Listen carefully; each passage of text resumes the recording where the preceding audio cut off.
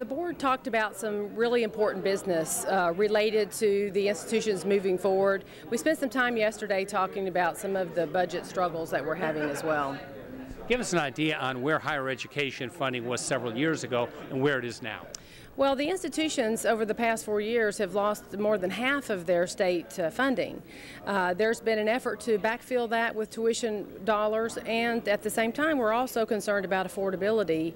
But overall the cuts have started to really take its toll on some of our institutions. You passed 3 resolutions here regarding 3 bills floating through the legislature. One deals specifically with tuition. Tell us about that. Yes, you know, the tuition flexibility is important for the management boards to be able to navigate these very uncertain times. And I think the board voiced their support for the management boards having this flexibility to deal with these cuts. How are tuition managed in other states and other universities, and where does Louisiana stand? It varies state by state, but it's very rare for a state to require a 2/3 vote of the legislature to make tuition decisions. And so we definitely are on the more restricted end of that compared nationally. What would flexibility in tuition decided by the management boards instead of the legislature do for higher education? Well, part of what's included in the bill is the ability to be differentiating based on cost. So you would be able to charge more for higher cost programs. The other thing that it does is it allows the institutions to charge by the credit hour. Right now, many of the institutions can only charge for 12 hours for a full load, but students may take more hours than that. So this would give us the ability to be more strategic about those tuition decisions. It also deals with the overall mission of a higher education in terms of economic development. Yes, that's correct. I think we absolutely do have to be able to connect what we do with business and industry, and we're going to have a really big push for that in our universities over the coming years. You had 2 other bills that the board offered resolutions on. The first one was Senate Bill 16. Tell us, what does that bill say, and then what your resolution says? Well, Senate Bill 16 has to do with the retirement contribution that we make for our employees. And you know, the state of Louisiana has a disadvantage on that topic anyway. I mean, we do not participate in Social Security. So when you combine Social Security and employer and employee contributions in most other states, it can be as high as 25% when you combine all 3. If this bill passes, it would reduce the employer contribution down to 1.8, which would collect, and since we don't participate in Social Security, it's in single digits. The contribution that would be available to recruit and to retain our very important employees and our faculty. It would be very detrimental to us to go down to the 1.8. And a final bill that the board offered a resolution on was Senate Bill 204. Explain that one for us. Well, the community college system has introduced a bill that basically would use almost all of the remaining bond capacity to build new facilities and refurbish facilities in the community college system. And I think the board recognizes, and certainly I do, because I came from the community college system myself. I have a son who's in automotive technology, technical degree. I'm a fan of the community colleges. And I think the issue, I think, is that there are such scarce resources available in this state and so many needs. And when I look at workforce needs that the community colleges, the needs that they're meeting, they're vital, they're crucial. And I think what gets lost in all of the conversation is that producing engineers and doctors and lawyers and computer scientists and nurse practitioners, that's workforce too. And when the community college system took this bill around the process, to me the process is less important.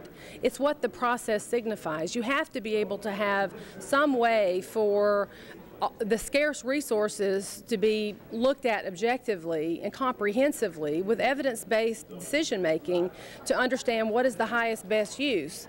The potential of this bill could be very detrimental to the entire state, not only on the bond ratings, which is likely to affect, but also this really would effectively potentially be an additional cut to higher education, because it requires $20 million every year off the top of the state general fund. And as you know, every year for the past 4 years, everybody's budgets are going down. Not only are there not new dollars to distribute, everybody's in a negative mode.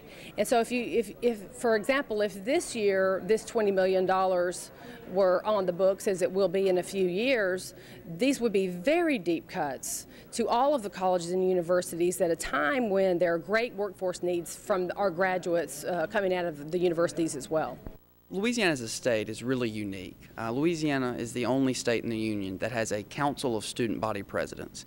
This council is comprised of every elected student body president from across the state, and we have the opportunity to kind of study before session starts any major filed educational bills. House Bill 194 was one that the chairman, myself, and a few other student body presidents took notice of early on. I feel like in moving the tuition increase decision to the managing boards to then afford that main decision to the individual institutions would be a pretty good move. From speaking with not only the constituent base I have at Louisiana Tech as student body president, but as well as speaking with the student body leaders from across the state, the entire student body of the UL system would be more, I think, willing to accept major tuition changes, knowing that their administrators, after analyzing the data, after analyzing the needs of their campus as a whole, were afforded the decision, the final decision, in how and to what degree to raise tuition. So I think it would be a good move to give those managing boards that decision and to afford that move or that increase to the individual institutions. There are huge deferred maintenance bills, huge deferred maintenance needs throughout the entire system that have not been met for some time. It is also true that we have safety needs, and I think the Board of Regents, when they made their recommendation this year, it is true that they focused on these safety issues because there's so few dollars available, and the highest need is on operational revenue for the institutions to be able to meet the workforce demands. Again, university included in those workforce demands. And so the need for brand new facilities and this huge magnitude of brand new facilities at a time when the state is in such dire financial straits is what it is at issue. I think being able to make sure that those scarce resources are looked at in the context of the entire needs of the state is what we take most issue with. You talked about deferred maintenance. What about capital expenditures, the building of new buildings at the four-year schools around the state? What would that dollar figure look like? Well, we could certainly come up with a figure as big or much bigger than the bill that's on the table.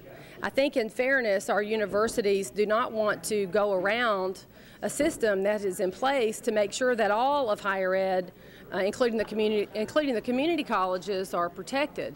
I think it's, fair play is important, but it's also more important that we have a collective way to look at the needs of the entire state for the entire workforce, not just the very important community college workforce, but also the workforce needs out of the universities as well. Tell us a little bit about the 9 universities that are members of the University of Louisiana system. We have 9 great universities. I'm so honored to be a part of this system.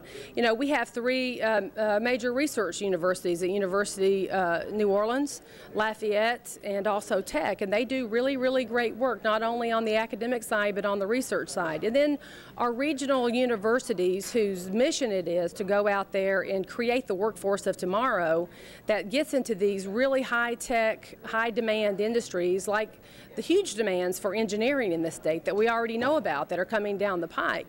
We already do not have the capacity to produce those workforce needs in our current budget, and so we desperately need resources to be able to meet the workforce demands as well. If people have questions like more information about the University of Louisiana system, what should they do? Yes, please go to our website, University of Louisiana System website. All the information is there.